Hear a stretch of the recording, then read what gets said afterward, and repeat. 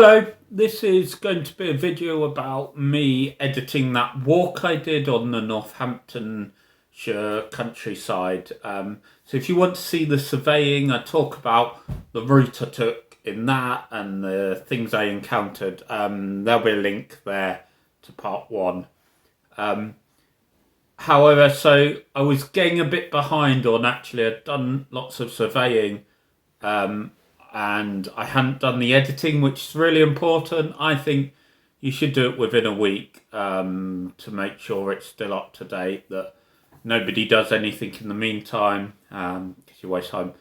But I went on more adventures, so those videos are to come, and I haven't been here at my desk.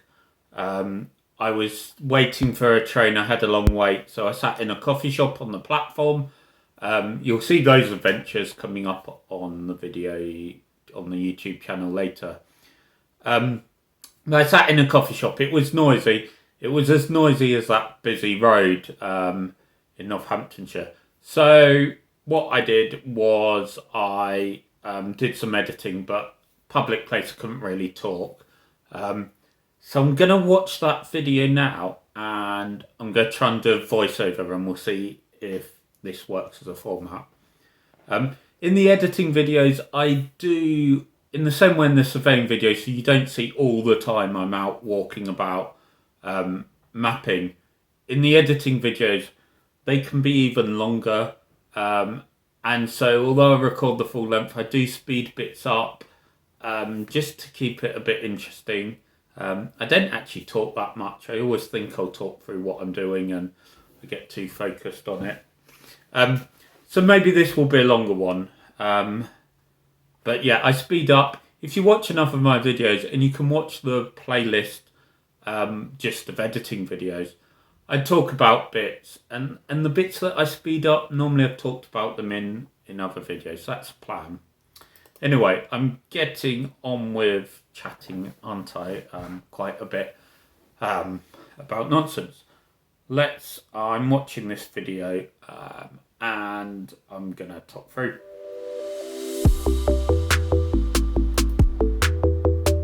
So yeah, just making sure I've got the imagery offset because it comes from needs to be aligned, and I'm just dragging around looking. That pink line's my GPX trace saved from OSM and yeah, I kind of look at corners when I do that, but that looked about okay. And you can see the house numbers in there. This is where I started out in Yarwell. So I'm doing the bit that you didn't get to see before. I'm adding the address to these, I think. No, I'm putting on the name. Keypad Mapper has been saving these points, so they're another file. But it's been, when I type it, puts it in name. And you know, ideally it's a house name. It's not a name of a shop or something like that. And it puts them a few meters from where I'm standing at the time, so I'm just moving them roughly in the buildings. Holding down Control to select all of these buildings, I think. Was I going to shift them about? Yeah. Anyway, just moving them around, and you kind of have to look at several to make sure you're thinking about it right. And figuring out where I am. So there was a signpost. That's the kind of footpath going up to the north. Is where I did the day before in a previous video. And looking, what was that sign? It was the Neen Way. Look at that road. It does have the route there is already Neen Way as a relation. So I'll just go back to moving these house numbers and names into place. Shifting them in. The buildings were pre-mapped. Wasn't convinced my GPX trace was all that accurate, so I'm gonna leave them there, and someone else could realign the buildings if they wanted to. Yeah. So that's, I think, most of the house numbers done, and this got a bit confusing. Someone had done some land use. There's the vets there. But I think I saw, yep, it's already been mapped as a vets. So just more moving the house numbers into place. They seem to get a bit confusing here. That might have actually been a mistype, looking back at it. And they had lots of names, but names and numbers, which makes the difference from other maps that will just guess the numbers and fill in the gaps that they don't know. OpenStreetMap, you can actually put each individual house name in. And I'm holding down Control as I click each one because I need to put the street in there. I'm not sure on that number 5, so I've left it because I think it might be the cul-de-sac that I didn't walk in. But all of these are clearly Mill Road. Yeah, I think I get a bit confused here in a moment because it's Mill Road turns into Main Street or Main Road, and I kind of have to look at the numbers to work out where that changes. You can see on the left there actually the 68, 66 are Main Street, because then it suddenly drops to 2 as it gets around the corner.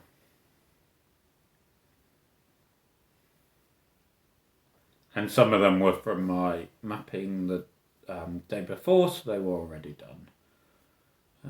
That one is fine, doesn't have a house number. Looking back at my photos, I've looked at these already. And we get down to where I was. I thought I had gone along that footpath, but seemingly not. I think I just took a photo that it started there.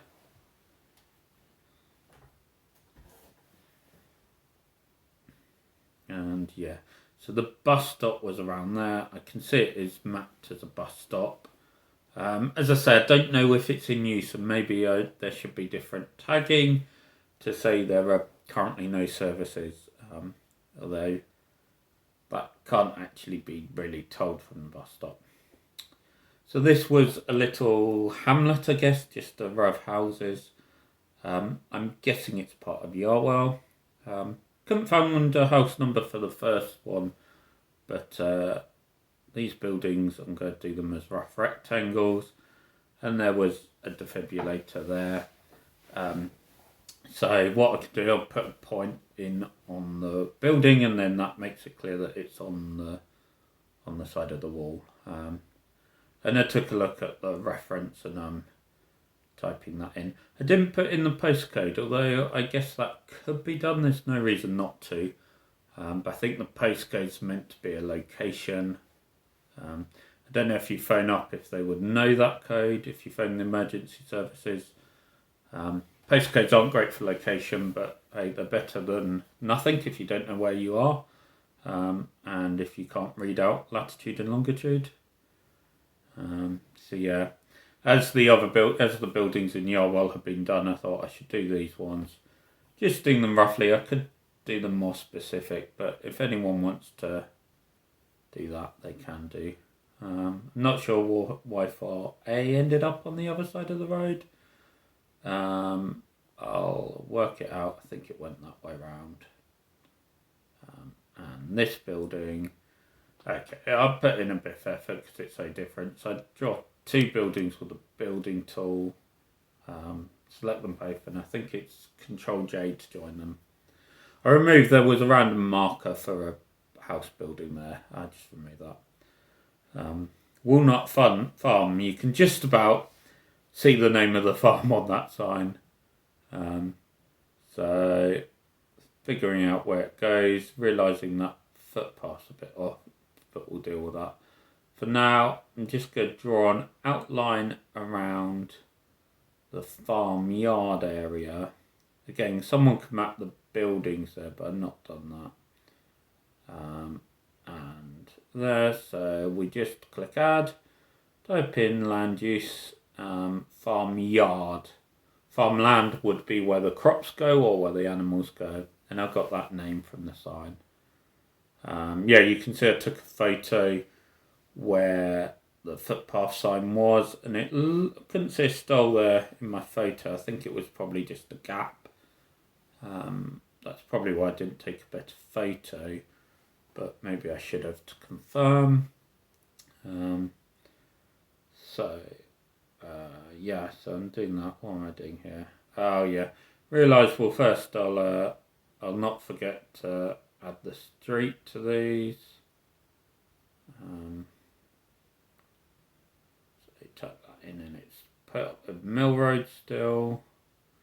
Although those numbers are quite low, I'm not sure what they were the other end by Yarwell. It may be a different street, but there were no street signs there. So if I'm wrong and someone's got better information, they can change that.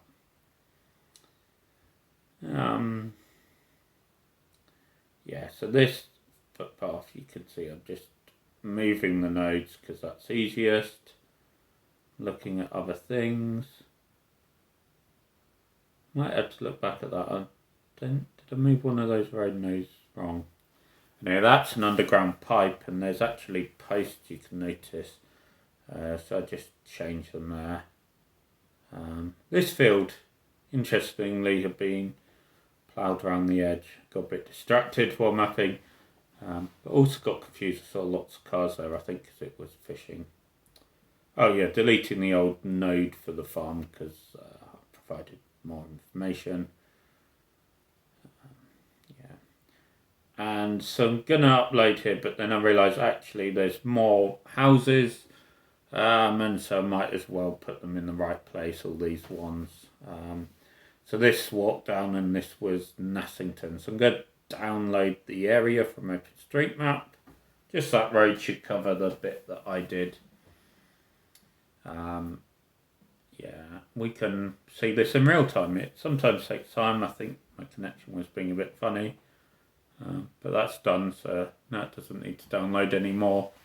That's the benefit of JOSM, the Java OpenStreetMap Editor, is once it's downloaded, it's downloaded. And then, yes, I'm back to photos. There's a grip bin here. And I think this gets a bit tedious. It's kind of more of the same in that I did as that hamlet. There were house numbers as I walked along through Nassington.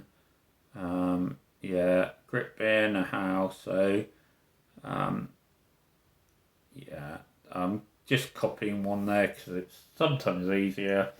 I could create a new node by pressing A and then clicking in and then adding the tags, but it just helps me remember what tags to use. Maybe it wasn't needed. I haven't put the street on that yet. So this is a service, and it's service road, but it's a driveway because it only leads to that house. This seemed to be a sign for a business up here. And then I realised I'm not quite sure on all the tagging for coal industries, and it seems a bit more mixed. Actually, looking at the aerial imagery, it seems very focused on selling coal. But I put the name there, which is enough. Yes, I might just zoom through this. There were another couple of defibs.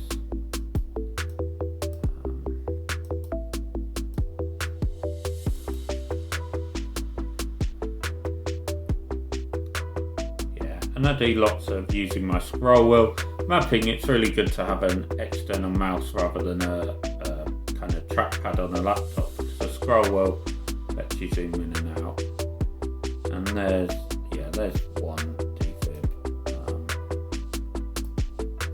We'll go zoom in on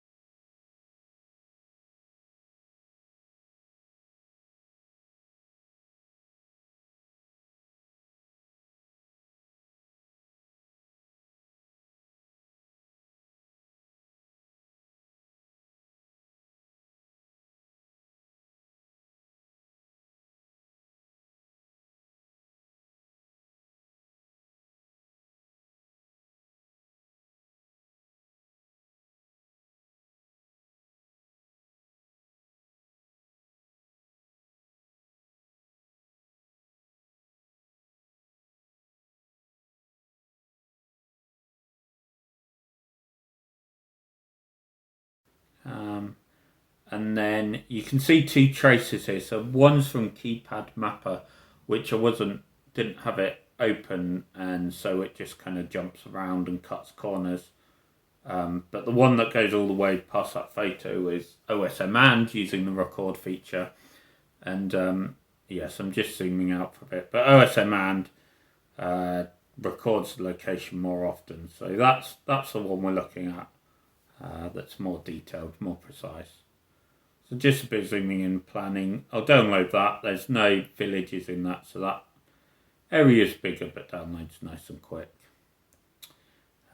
And so going through photos, figuring out where it was just gaps in the hedges, or where it was style. So this gap in the hedge, there's a hedge already mapped. So I'm going to map it along there, and then I'll map a bit of that hedge. I think the hedge probably continues, but I could be there all day mapping all the hedges and the tree rows. It's clear from my aerial imagery and the GPX trace that footpath was slightly different and very well defined. So this hedge, we can continue on there. It links up there. You had to use that style. No walking around. There's another style there. So someone's done the hedges and the detail. Maybe they were doing that as an armchair mapper without actually going on this walk, so they didn't want to map it all the way. They didn't know if it was a style or what. And that's the benefit of OpenStreetMap. Someone does one bit, I'll do mapping the styles. That way was confusing. So this, someone had drawn a line. I could look at the history, but I think it probably was a footpath. And they've left a note saying that the landowner says nothing is there. So that's information saying that, it's kind of a bit odd nihilism, saying nothing's there by putting something there. Now I do remember at least that bit, I think, did have a path that I didn't go down. It wasn't clear which way the footpath went. So in OpenStreetMap, we do map what's there. If it's a private path that the landowner doesn't want people on, well, they need to put up a sign to say it's private, or to say please don't use the footpath. And then OpenStreetMap, we can map it as a path but say it's private if it's only used for the farm owner.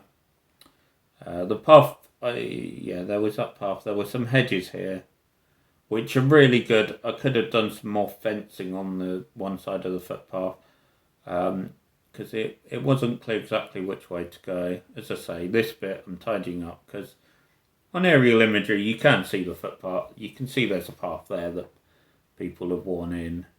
So I'll put it as a path. Even though I didn't go down there, I could have. I think the only reason I went diagonally was because I was looking at the direction I was heading and the quickest way there. So on that section that I could see, I'm just going to add on to the note and say, there is a path, whether it's legal. There's a physical path. This is the difference, OpenStreetMap. Users need to remember there's what's physically there, which we kind of mainly map, and then tags you can specify whether it's so on the footpath. If it has public footpath signs, then you can add designated equals public footpath, and that means it's the council will agree that it's right away that can't be blocked. And sometimes OpenStreetMap can help. I have told my council about places that have been blocked that aren't public footpaths, but I know they've always had access. They can sometimes become public footpaths through that, because you can you can show it's been used by the public over many years, but I don't know all the legal technicalities. There was another one of these things, but there was clearly a strong track in that strip of woods. I imagine it went on very far, but as I don't know, I'll just do that bit. Yeah, I could look down it when I crossed over that it went some distance. I'm sure it could be an interesting walk. It must be an old railway. And yeah, someone could do that.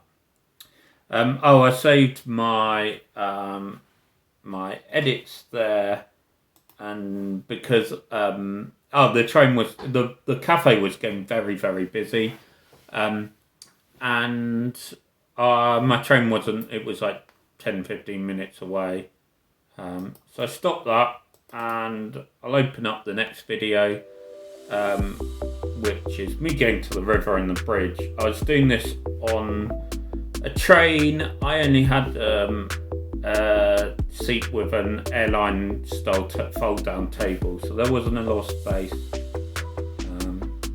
but I managed to squeeze in.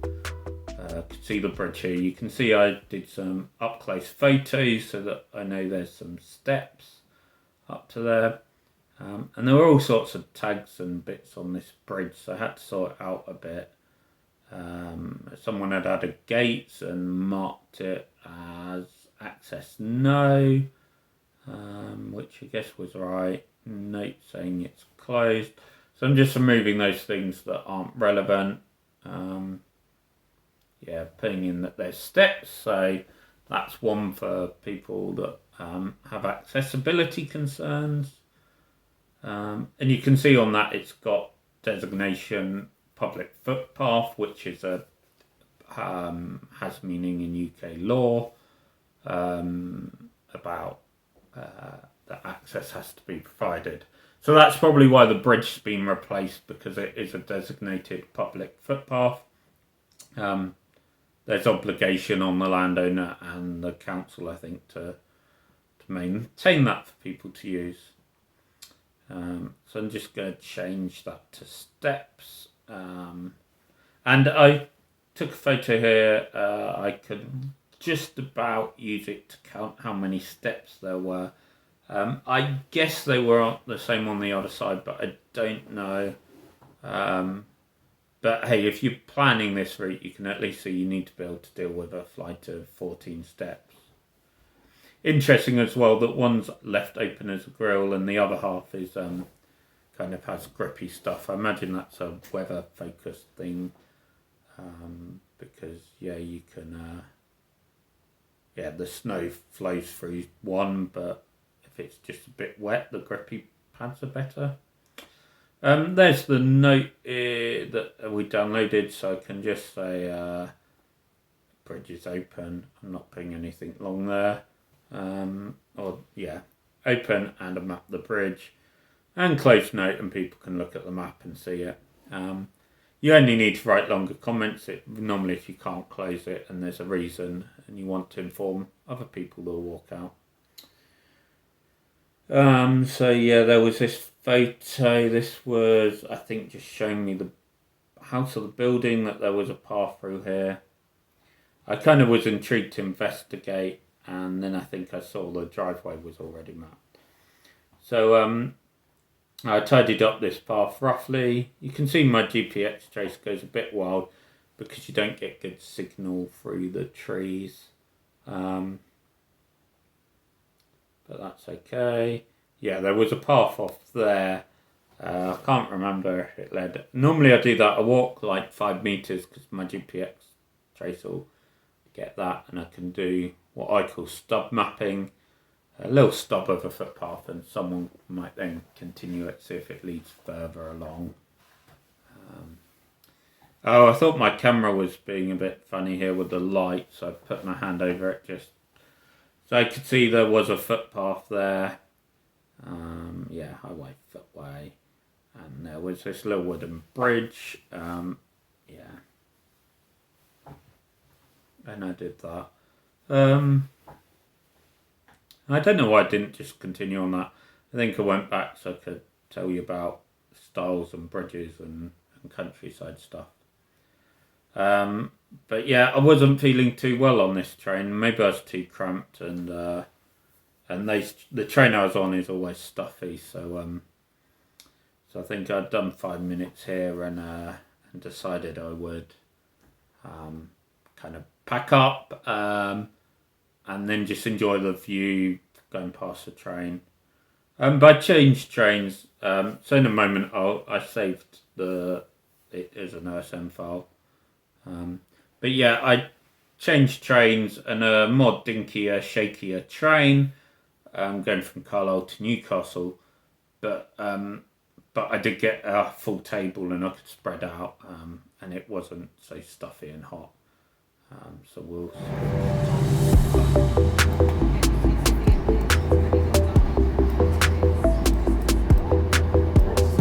We will shortly be arriving at Weatherall.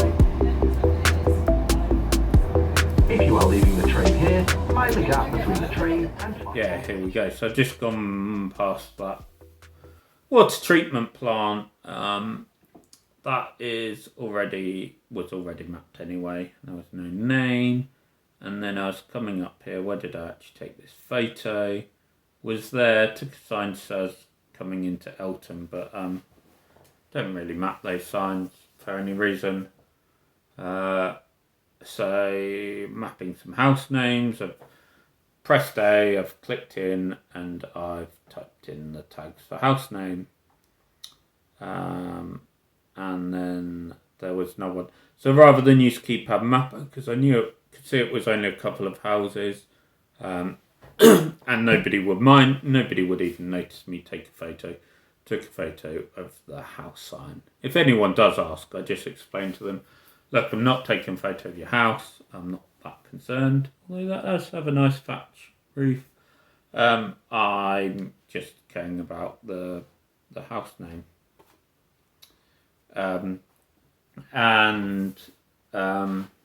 Yeah, and I wouldn't share it on a video if someone did complain and didn't want less. For some reason the video, I've stopped doing anything. Maybe I was getting a cup of tea or yeah. Anyway, so there we go.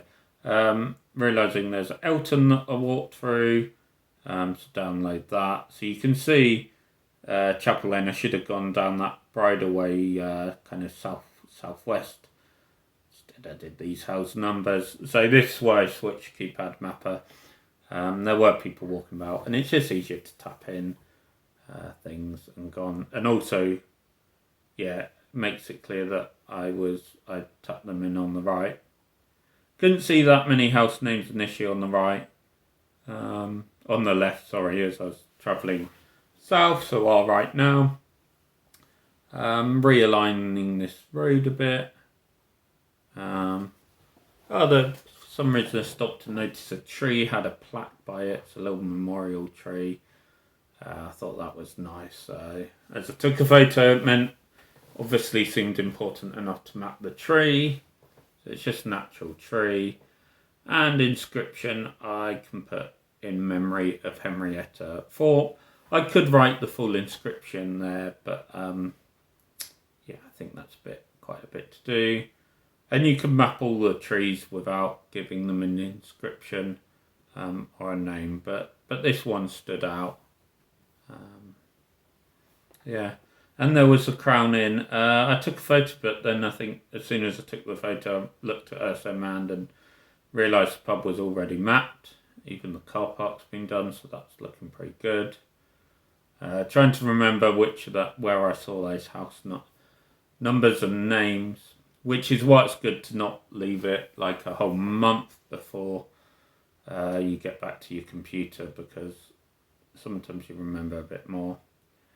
Took a photo. This church, did it have a name? So trying to fiddle here with expanding the sections on there. Realised, yeah, it did have a name, Elton Methodist Church, but I'd taken a photo of that old stone sign, so yeah, I decided to put it in as the old name. Interesting bit of history kind of embedded in within OpenStreetMap data. There's a park here. This looked like a really good footpath across some like mown lawn. Yeah, would have been sensible to take. But needed a bit of mapping. There was there's a fence along the front, but then like almost like an airlock or catalock to have double gating. Maybe that is why. Maybe it's to stop cattle getting out, or to make sure you stop your dog and put them on a lead before you leave. So I did. Yeah, it's not quite a kissing gate because it's got two separate gates. Yeah, so I did a bit of adding that detail of the map. I guess it's another navigation helpful bit of showing, oh right, yes, this is the double gate section. I must be where I am on the map. And that's if you printed out OpenStreetMap, but even using an app that shows your location, you can sometimes get confused. Or you might describe things to people. You might say, I'll go past the church building and then go through the double gates and cross over. So map that driveway because it seemed to lead to quite a few. You realise actually that driveway didn't link up to Middle Street. I think I later fixed that. There's picnic benches. I always forget how to map them. They're leisure and picnic table. There seemed to be quite a few. They stood out to me because it wasn't a cafe, it was a post office and village shop. So I don't know if people hang out there. Maybe they get their newspaper and then sit and chat to their neighbours. But I felt it was helpful to map them. And there was even a number for that, so I think I put that on. It was the entrance to the village shop. So house number 7. And just check it's got the street there. Yes, I did quite a bit of detail in Elton. There was a notice board on the side of the shop. I didn't draw any of the buildings there. Normally I press B and then you can kind of click a couple of times to do the corners of the building. I didn't do that just because they haven't been done here. And so I'd had to do them all to really be sensible. But I left that, someone else can do it and they'll probably do a better job and spend more time, especially if they live there and care about how they're shown on the map. You never know, I might come back here. Yeah, so mapping a few things here because you can take one photo and get lots of things in it, whether I saw them or not. Took a photo of this sign. I think I didn't think the name was mapped for the road, and then it clearly was. So there's a grip bin. There's a defibrillator there, and someone's done all the tagging to say it's actually in an old style UK phone box, which I opened the door so that I could put in that reference. A different reference style to the one in Yarwell and Nassington, which is interesting. But map that. And having realised I could map the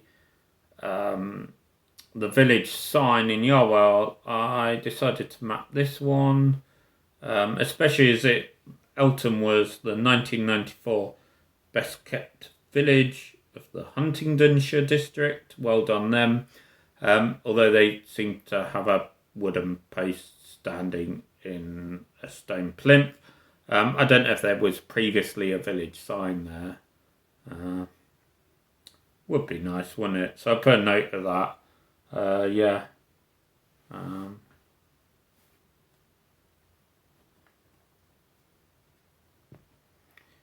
Yeah, so maybe it had a sign like Yarwell. Maybe they should consider replacing it. There's that bus shelter that actually once got on the bus, it went past, as you saw in the last video, went past that shelter. I think it probably would have stopped if I was waiting there. It would have picked me up. So yeah, the buses are confusing. But still, that was like 3 or 4 miles from the village I was staying in to get even to Elton. So there aren't many bus services around here. I guess everyone drives. And yeah, just a little bit of swapping things around. I might try and speed this up. I got confused because this petrol station, I don't remember it being there. The houses look like they are houses. They're new, maybe they're replaced. So I decided I couldn't be totally sure and remove it. I added a note, and someone can go and change that. And then added more of Elton. Elton had a really nice village. Oh, there was this house name with little stained glass window, but the sun glare, I can actually read the name of that. So that was a bit of a fail on my part. Which is why mapping is good if people that live locally do this, because, you know, if that happened to someone who lived nearby, they can pop down the street and take another look. Whereas I don't plan to be back in Elton, you never know. And so I'm selecting these and I'm just going to holding down Control and clicking them each individually. Not forgetting that one, and then just going to add address code on street is Middle Street. Not forgetting the ones that I did up here that were on Duck Street. But this video is getting a bit long. We should just speed up.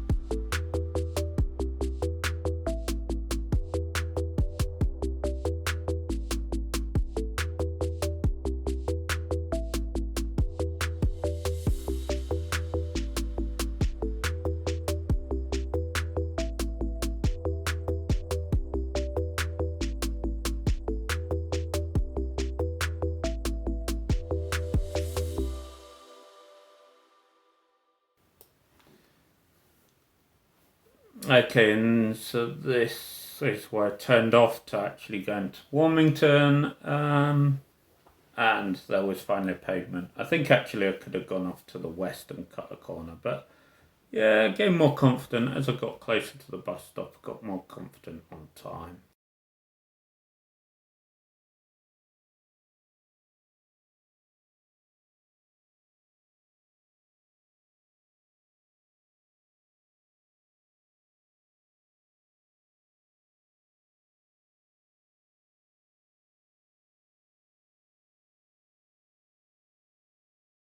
Oh, so that, yeah, there was a payment on one side, so I mapped that. I'm not sure if any routing engine currently takes it into account, but they may sometime. Took a photo of this. It maps the recreation ground, which I think's right, but we can type that into OpenStreetMap Wiki and find. It does seem to match this, I think. Land use, yeah, open space. Land use seems to be more widely recognised, so I changed it to that. And then I had to download Warmington, of course, so I could edit things here. I missed a bit, need to get that overlap. And just again, small bits, very quick to download. And I took a photo to playground, but actually it maybe wasn't as clear as I thought. And the playground is mapped. There's one mapped in the northwest, but there was one closer to where I was. So just a rough outline of that. Didn't want to get involved. This seemed to be a bit of an informal style. So there was a route in here. I think anyone that can use the style can kind of go over that. So we'll just add it in as a path. It's not a full-on footway. And there's a style, and I can mention that it's informal, but that's a way in. And then I think I click through to my next photo. So there was an entrance here that hadn't been mapped. There's a gate again. So that's a footpath there. And I think I could see it connect to the other side somewhere about there.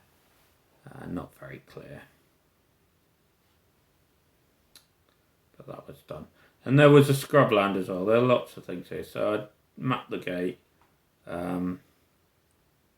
Yeah, not sure what's happening with that footpath on the right to the east, but I didn't take any photos, so I can't correct or adjust that. I can add the various bins here, yeah, can add a footpath. I walked in here just because it seemed quite, it seemed an important footpath to map, a nice route through. Not clear exactly where it comes out. Someone will have to map the other end. But it's bits like this, you draw a bit and someone else, some other mapper will go, oh, okay, so there's a footpath there, but they've not kind of added it all. I can go and explore and see it. Whereas if you do that, it may be that people think the area's mapped, they think there's nothing to be mapped there. So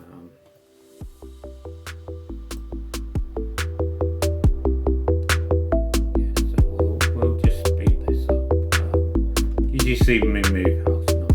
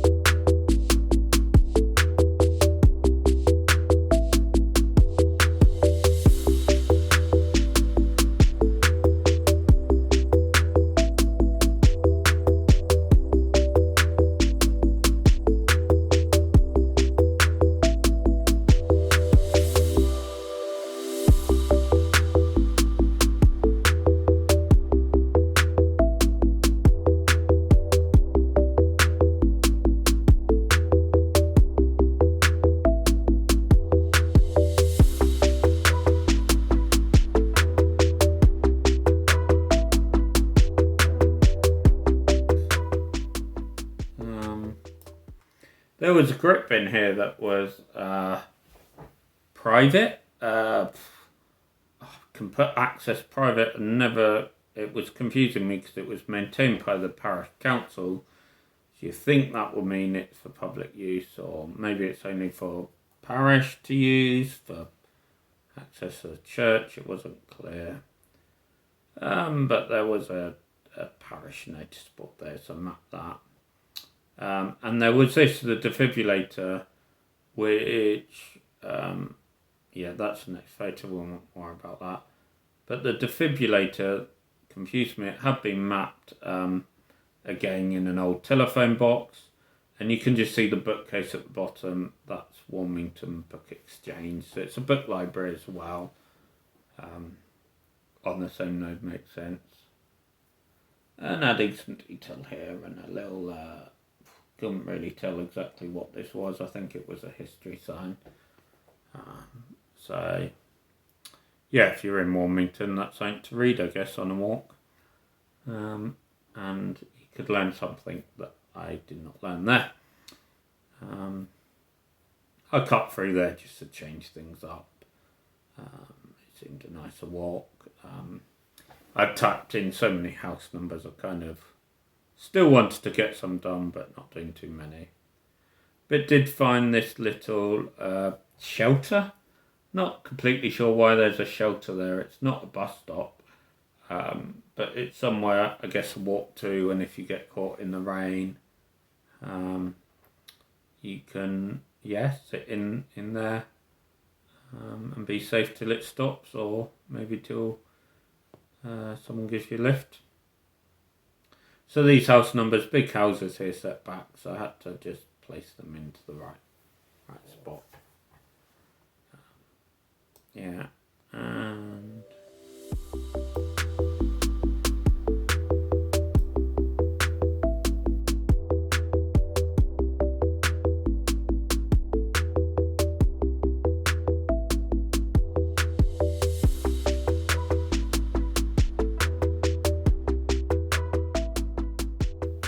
as I walked out, there were a few details. I could see streams that were worth mapping.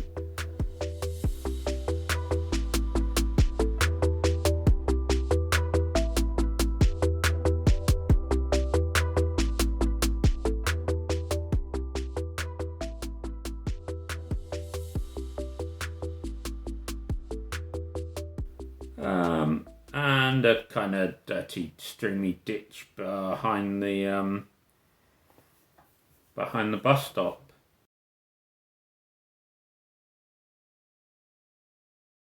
So you can see I was really close to that service station. I could have checked what was there if there were coffee shops, but hey, that was it. So I just went over and checked if these notes, I didn't actually come across them, but checking if there were any others, but I was able to do. But that's basically it. So yeah, I uploaded this to save it to OpenStreetMap, and then it updated. So I'll now hand you over to my usual transitions of the before and the after of what these places look like.